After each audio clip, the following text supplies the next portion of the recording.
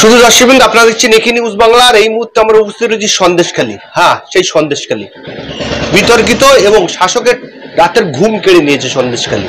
আর আমাদের সঙ্গে রয়েছেন এই সন্দেশখালীর প্রাক্তন বিধায়ক, বামফ্রন্টের প্রাক্তন বিধায়ক নিরাপদ সর্দার। এবং লোকসভা ভোটে ইতিমধ্যেই তৃণমূল প্রার্থী ঘোষণা করে দিয়েছে 42-এ 42। আমরা নিরাপদ দার সঙ্গে কথা বলে নেব এইসব বিষয়। মানে গেল বিধানসভায় বাংলার মেয়েকে চায়, কিন্তু বাংলায় কি বর্তমানে এই 42টা লোকসভার প্রার্থী খুঁজে পেল না শাসক দল? বিহার থেকে প্রার্থী নিয়ে আসতে হলো, গুজরাট থেকে প্রার্থী নিয়ে আসতে হলো। অথচ গুজরাট থেকে যখন নরেন্দ্র মোদী, অমিত শাহরা আসে, তাদেরকে বহিরাগত হয়ে কটাক্ষ করছে। কিভাবে কি বলবেন এই বিষয়ে? আসলে তৃণমূল আর বিজেপির মধ্যে নীতিগতভাবে কোনো তফাৎ নেই। একটা জায়গায় তফাৎ আছে, সেটা হচ্ছে বিজেপির, সেটা একটা চরম সাম্প্রদায়িকতা আছে। আর এদের মধ্যে সাম্প্রদায়িকতা মানে উজ্জ্ব আছে, লুকিয়ে রেখেছে এরা। বিজেপি সেটা, ওটাই হচ্ছে তার দর্শন, সাম্প্রদায়িকতা নিয়েই সে এগোচ্ছে। ওই হিন্দুত্ববাদেই তারা বিশ্বাসী, হিন্দু মুসলমান হচ্ছে তাদের রাজনীতি। কিন্তু এরা যাই বলুক না কেন, এরা আসলে নিজেদের মধ্যে স্বচ্ছ লোক তো খুঁজে পাবে না। একটা সময় আপনাদের মনে করিয়ে দিই, বিধানসভায় সম্ভবত 2013 সালে আমরা একটা কোশ্চেন পর্বে এসে তখন একটা কথা এসেছিল যে তার দলে কত স্বচ্ছ লোক আছে। আমরা বলেছিলাম একজনও খুঁজে পাবেন না। প্রসঙ্গটা এভাবে এসেছিল যে আপনার মানে কম্বলে লোম বাছার মতন হবে আপনার দলে যদি ভালো লোক খোঁজার চেষ্টা করি, তাহলে ভালো লোক খুঁজতে খুঁজতে আপনার দলটাই চলে যাবে, একটা লোকও আপনার ভালো লোক পাবেন না, ইভেন আপনিও। ফলে এই জায়গায় এই দলটা, আসলে এই দলের মধ্যে ভালো লোক নেই। ফলে জেতার জন্য আমাকে যা যা করতে হবে, এই লোকটা কিন্তু তাই করতে পারে। এই ভদ্রমহিলা মুখ্যমন্ত্রী কিন্তু তাই করতে পারে। জিততে গিয়ে যদি কারো পায়ে এখন জড়িয়ে ধরে শুয়ে থাকতে হয়, তাহলে কিন্তু শুয়ে থাকবে। কালকে দেখেছেন অভিষেক ব্যানার্জি কীভাবে ষষ্ঠাঙ্গে প্রণাম করেছে। এই নাটকের কোনো মানে হয়? তাহলে তার একটা নীতি থাকবে, দর্শন থাকবে। তাহলে তুমি ষষ্ঠাঙ্গে আজকের কেন প্রণাম করছো? আজকের কি খুব প্রয়োজন হয়েছে ওদেরকে একবার হামাগুড়িকে প্রণাম করতে হবে? তাহলে জেতার জন্য এরা এমন কিছু নেই যা করতে পারে না। সেই জন্য জেতার জন্য সব পারে। বাংলার মেয়ে বলছেন, সততার প্রতীক কোথায় গেল? একটা লোক খুঁজে বার করুন যে সৎ আছে। ওদের যে ওখান থেকে চলে আসা উচিত। কেন বিধানসভায় আছে ওরা? মাননীয় চটির তলায় সততার প্রতীক লেখা হয় না। হ্যাঁ, কেন লিখবে? লিখতে তো পারবে না। শুধু লেখা নয়, ওর যে মুখটাও দেখাচ্ছে এখন, এটাও তো একটা মানে আত্মসম্মান বোধ থাকলে আর দেখাতো না। আজকে যে দলটা চালাচ্ছে, সেই দলটা যেভাবে মানুষের উপরে গোটা রাজ্য জুড়ে অত্যাচার নামিয়েছে, তারপরে এখনও তার লোকেরা টিভির পর্দায় গিয়ে, মিডিয়াতে গিয়ে গলা ফাটিয়ে কথা বলে, মাথা উঁচু করে কথা বলে। আমরা হলে মাথা হেঁট করে বেরিয়ে আসতাম, কোনোদিন যেতাম না টিভির পর্দাতে। আজকে তাদের এই আত্মসম্মান বোধ নেই। ওরা শুধু চায় ক্ষমতা, আর ক্ষমতায় টিকে থাকার জন্য টাকা দরকার। টাকা যেন তেন প্রকারেণ টাকা লুট করতে হবে, ক্ষমতায় থাকতে হবে, এইটা হচ্ছে তাদের লক্ষ্য। তাই আজকে জেতার জন্য বাইরে থেকে নিয়ে এসেছে। ও জেতানোর চেষ্টা করবে। ওদের রাজনীতি করার লোক কজন ভোটে দাঁড়ায়? কে রাজনীতি করে? বিভিন্ন জায়গায় দেখেছেন তো, যারা আর্টিস্ট তাদেরকে ধরে এনে ভোটে দাঁড় করিয়েছে। মানেটা কি? আসলে ভোটে জিতবে আর যা করা রোগ করবে। লোক তো একটা, ওদের লোক কোথায়? মমতা ব্যানার্জি একাই, একটা মাত্র পিলার। ও যা বলবে তাই হবে। কাউকে যদি বলে ওঠো, তাহলে সে উঠবে, বসতে বললে বসবে। ওর বাইরে কথা বলার মতো ক্ষমতা নেই তো। সেই জন্য আজকে বলেছে দলের মধ্যে গন্ডগোল হচ্ছে, কিছু লোক বেরিয়ে যাচ্ছে। আসলে ও দলটার কি আছে? একবার ভাঙবে বিজেপিতে যাবে, বিজেপির লোক তৃণমূলে যাবে, একবার বিজেপি একবার তৃণমূল একবার বিজেপি। এটাই তো দল, এই দুটো দলের এটাই তো ক্যারেক্টার। এর বাইরে তার কিছু নেই এদের। এই লোকসভা ভোটে হাজী নুরুজ্জামানকে এই বসিরহাট লোকসভা কেন্দ্রে, তার মধ্যে সন্দেশখালীও আছে। সন্দেশখালীর মধ্যে উনি বলছে সন্দেশখালী এটা কোনো ফ্যাক্টর হবে না, আমরা বসিরহাটের মানুষ আমাকেই জয়ী করবেন। ওটা ওই উত্তর দেবে, ভালো উত্তর দিতে পারবে বসিরহাট মানুষ। এটা কোনো ফ্যাক্টরই না। এখন মানুষ, ওদের কাছে কোনো ফ্যাক্টর না। ওদের কাছে ফ্যাক্টর তো হচ্ছে অস্ত্র, ওদের কাছে ফ্যাক্টর হচ্ছে লুট, ওদের কাছে ফ্যাক্টর হচ্ছে বুথ দখল। এরা যেদিন থেকে ক্ষমতায় এসেছে, সেদিন থেকে এই রাজ্যে ভোট হয়েছে। ভোটের দায়িত্ব যারা দেয়, সেই নির্বাচন কমিশন, সে তো মেরুদণ্ডহীন নির্বাচন কমিশন তৈরি করে।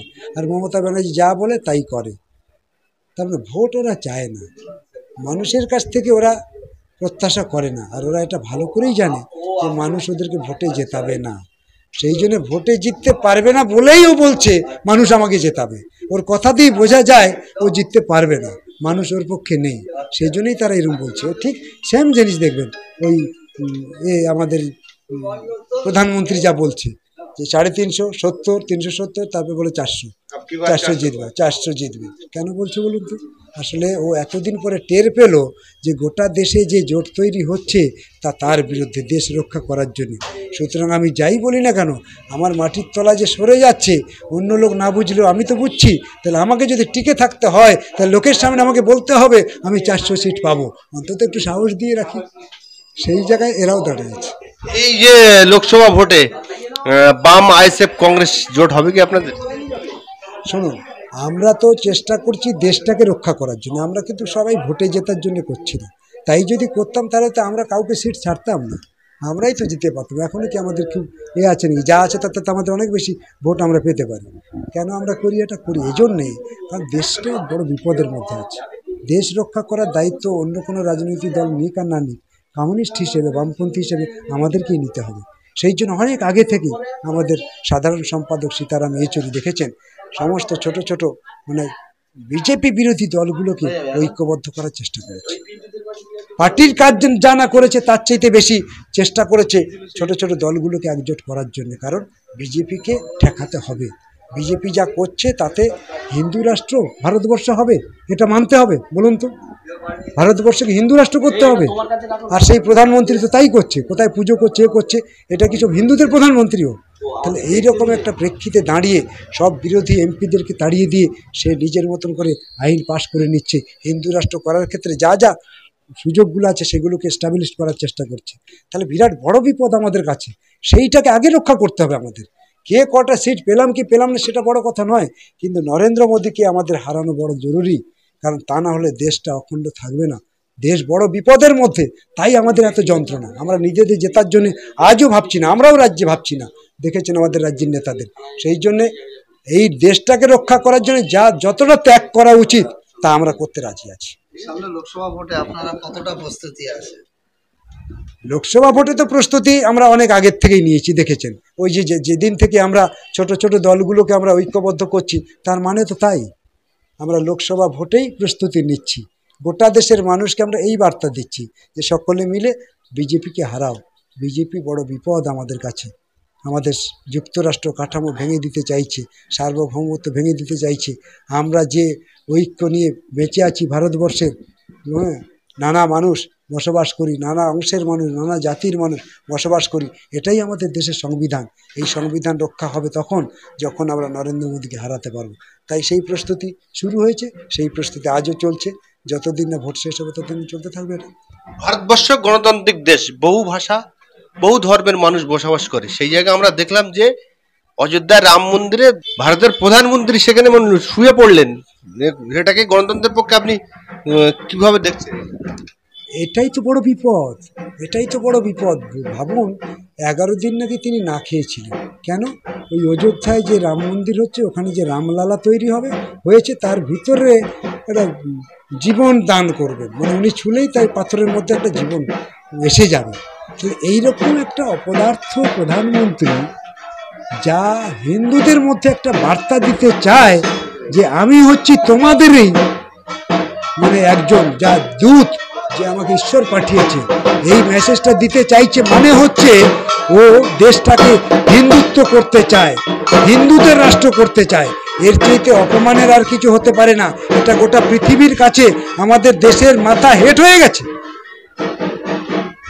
এই যে সামনে লোকসভা ভোটে আমরা যতদূর শুনছি বাম কংগ্রেস আইএসএফ জোট হবে বলে, আপনাদের লোকসভায় কোনো সিট নেই, বিধানসভায়ও সিট নেই। এই যে সামনে লোকসভায় কামব্যাক করতে পারবেন? পারলে কতটা পুনরুদ্ধার করতে পারবেন? পশ্চিমবঙ্গের একটা উন্মাদনা আপনারা এখন লক্ষ্য করতে পারছেন। এই জিনিস আমরা এর আগে দেখিনি। 2011-র পর থেকে আমরা যতবার নির্বাচন করেছি আমাদের চোখের সামনে এই জিনিস আসেনি। এবার এই নির্বাচনের সামনে গোটা রাজ্য জুড়ে বিভিন্ন জেলাগুলোতে যেভাবে সাধারণ খেটে খাওয়া গরিব মানুষ লাল ঝান্ডায় বেরিয়ে আসছে, এটা একটা নতুন পথ দেখাচ্ছে বলে আমাদের বিশ্বাস। কলকাতার বুকে যে সমাবেশগুলো হয়েছে, ছাত্রছাত্রীদের যে সমাবেশগুলো হয়েছে, এগুলো আমাদেরকে একটা নতুন পথ দেখাচ্ছে। এত নতুন প্রজন্ম লাল ঝান্ডার পাশে আছে, এগুলো নিশ্চিতভাবে আগামী দিনে এগিয়ে যাওয়ার রাস্তা।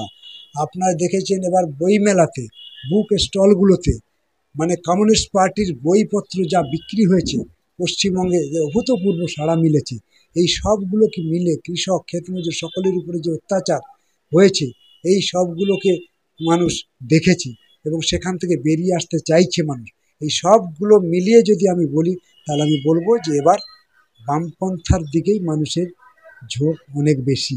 ঘুরে দাঁড়ানোর এই একটা উপযুক্ত সময় এসেছে বলে আমি মনে করি। নিউ জেনারেশনের ভোট 18 থেকে 25, 26, 30 বছরে যারা আছে, আমরা দেখে আসছি যে বামফ্রন্টের মধ্যে ওল্ড ইজ গোল্ড, বয়স্ক তারাই আছে। নতুন ভোটার কতটা কামব্যাক হয়েছে বলে আপনি মনে করেন? কমিউনিস্ট পার্টিতে নতুন পুরনো মিলেই সংগঠন, কারণ কমিউনিস্ট পার্টি একটা ঐতিহাসিক দর্শন আছে তাদের, সমাজ বিজ্ঞান নিয়ে তারা এগোয়, বিজ্ঞানের বাইরে তো তারা এগোয় না। ফলে নূতনও যেমন দরকার আছে, পুরনো তেমনি দরকার আছে, কোনোটাকে বাদ দিয়ে কোনোটা নয়। তবে নতুন প্রজন্ম যে অতি দ্রুত আমাদের দিকে ফিরে আসছে, এই বিষয়ে কোনো সন্দেহ নেই। আপনাদেরকে একটা গল্প বলি। এই কদিন আগে আমাকে যে জেলে নিয়ে যাওয়া হয়েছিল, জেলে আমি 15ই ফেব্রুয়ারি আমাকে জেলে ঢোকানো হয়েছিল। আমি যখন জেলে ঢুকলাম, সকালবেলা উঠে দেখি ওই জেলে প্রায় 250-র বেশি জেলবন্দি ছিল। সেই জেলবন্দিদের মধ্যে 80% বেশি ছিল কম বয়সী ছেলেপেলে জেলে। তাদের প্রত্যেকের সঙ্গে আমার সম্পর্ক হয়েছে, প্রত্যেকের সঙ্গে আমার কথা হয়েছে, প্রত্যেকেই আমাকে রেড স্যালুট জানিয়েছে এবং তারা বলেছে যে আমাদেরকে যে জেলে পাঠানো হয়েছে, আমাদের এই ঘটনা, ওদের সব ঘটনাগুলোকে বলেছে। তাতে যা দেখলাম খুব সাধারণ ঘটনা, যা পাড়ায় বসে মিটিয়ে দেওয়া যেত। খুব সাধারণ একটা চুরি হয়েছে, কেউ পেয়ারা চুরি করেছে, ডাব চুরি করেছে, বাড়িতে বাড়িতে গণ্ডগোল হয়েছে, যে ঘটনা অতি সহজেই পাড়ায় বসে মেটানো যায়, সেই সব ঘটনাও তৃণমূল মেটায়নি। বরং এই ছেলেগুলো যখন তৃণমূলের সিদ্ধান্তকে বিরোধিতা করেছে, তখন তৃণমূল এই প্রতিবাদী মুখগুলোকে, যুবকে তারা জেলখানায় ঢুকিয়ে দিয়েছে। এইভাবে গোটা রাজ্যে মানে তৃণমূল বিরোধিতা যারা করেছে তাদের সবাইকে কিন্তু জেলে বন্দি করেছে। এই যে নতুন প্রজন্ম জেলের মধ্যে আছে, এই প্রজন্ম জেল থেকে বেরিয়ে আসার জন্য ছটফট করছে। ইতিমধ্যে যারা বেরিয়েছে তারা আমাদের সঙ্গেই যোগাযোগ করছে, তারা আর তৃণমূল করবে না। অর্থাৎ নতুন প্রজন্ম যে তৃণমূলকে চিনেছে, তৃণমূল বিজেপিকে চিনতে পেরেছে, সেই নতুন প্রজন্মকে আমি আমার পক্ষ থেকে অন্তত কুর্নিশ জানাই, অভিনন্দন জানাই। তাদের যে উন্নত চেতনা, পশ্চিমবঙ্গের যুবশক্তি, যুব সমাজ, তারা যে ভুল পথে যাচ্ছে না, সঠিক পথেই আছে, তাদের কাছ থেকে কথা বলে তাদের বিভিন্ন আন্দোলন আমাদেরকে সেই শিক্ষা দেয়। সেই জন্য আমার মনে হয়েছে এবারও নতুন প্রজন্ম অনেক বেশি লাল ঝান্ডাতেই আসবে।